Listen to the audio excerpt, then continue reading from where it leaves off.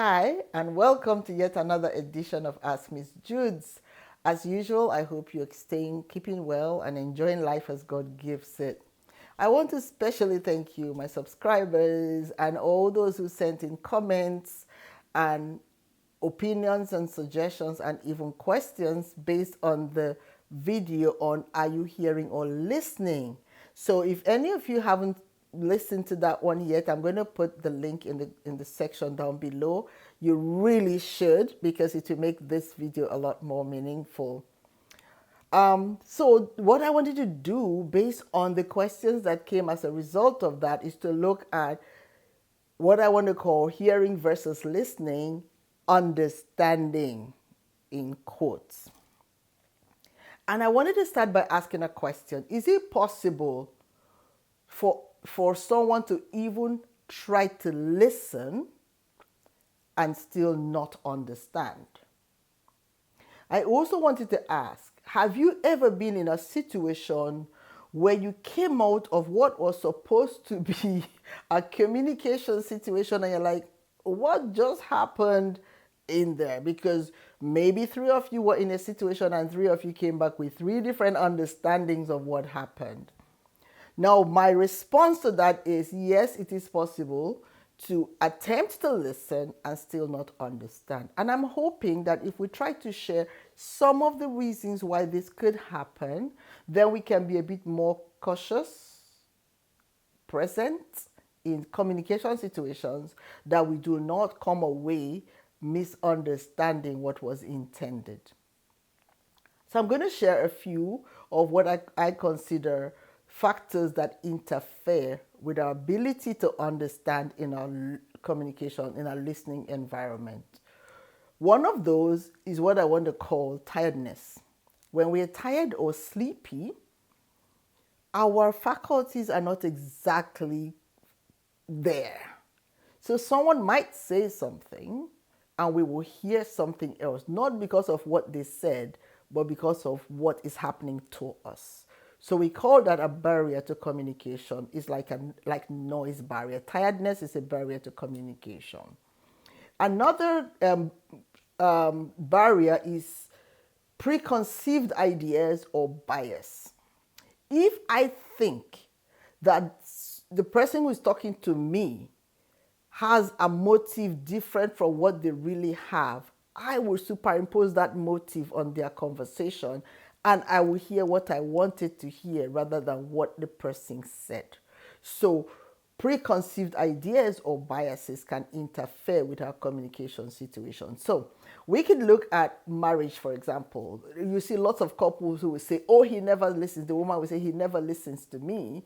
And the guy thinks, oh, I listen to you all the time. Chances are he was there, he was hearing, but he wasn't listening because he was not providing the kind of response that the spouse was expecting. So tuning people out can be a challenge. Tone of voice can also interfere with our ability to understand properly what is being communicated. Insufficient knowledge or information. I don't know if you've been in situations where people try to argue a topic for which they are totally clueless, and you're sitting there like, is this really happening? Does this person think they're making sense right now? So sometimes insufficient information or insufficient knowledge can interfere with our ability to understand. Impatience. When you're tired or irritated, it's not the best time to be in a communication environment, because you're going to go away with what was not said rather than what was intended. Poorly developed critical thinking skills can also interfere with the ability to listen. So, for example, I've been in situations where somebody says something like, this situation is so annoying, is so stupid. And the person in the conversation hears, this person is so stupid. No, the communicator didn't say the person was stupid. He said the situation was stupid. So there's a huge mess. But because this person was probably insufficiently prepared, went away thinking that they said that they were stupid, right? So these are some of the barriers. What I found interesting, I got responses from some elderly friends. One who said it was really uncanny that 2 days before she watched the video, she was in a situation where they were in a meeting and it was so frustrating that everyone, what was intended to be communicated could not be understood because everybody heard it differently, came with their own nitpicking, that they ended up not even having a productive conversation. So some of these barriers, if we are aware, we tone it down, come consciously to a position and be able to continue. The other one, which I found very interesting, and I'm going to read from it because I do not want to misrepresent. This is a precious elderly friend who diligently watches my videos and gives me detailed feedback, so I want to represent him well. So what he said is that sometimes, especially in marriage situations, that people can deliberately tune out so they do not hear what is being said. So it's not because, oh, you're tired, or there's a decision that, listen, I'm not going to pay attention to this. They're not going to pay attention. That is really funny and annoying all in one, but it happens. So he went on to say that Adam and Eve heard what God said, but they listened to Satan. He was trying to make the distinction between, to support the distinction that hearing, listening is intentional and hearing can just be passive or what we do. So Adam and Eve heard what God said, but they listened to Satan. And then he went on to say, we would be better off if we listen to what God says about us rather than what social media says, news, trends, celebrities. According to him, part of the communication problem with humanity is that we are listening to the wrong voices and sounds. I also wanted to bring it back to a more, I always like giving examples with myself. I find that when I am intentional and respectful in a communication environment, I come away richer, better, clearer, and more productive.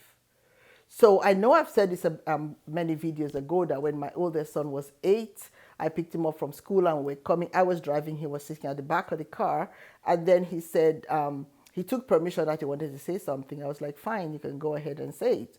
And he kept quiet. I kept driving and I heard again, Mommy promised you won't be angry. I'm like, I won't be angry. Say whatever you want to say. And then eventually, after being quiet for a few more seconds, he said, well, I think that is nicer than you. I'm like, okay, that's fine. It's your opinion. It's like, you're not angry? I'm like, no, I'm not upset. You just spoke your mind.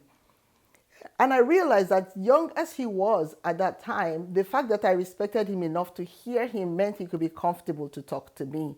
It also probably was truth that I needed to hear. And because I took that respectfully as his opinion, a few seconds down the line, he said, I get it though. In the real world, you don't get away with everything.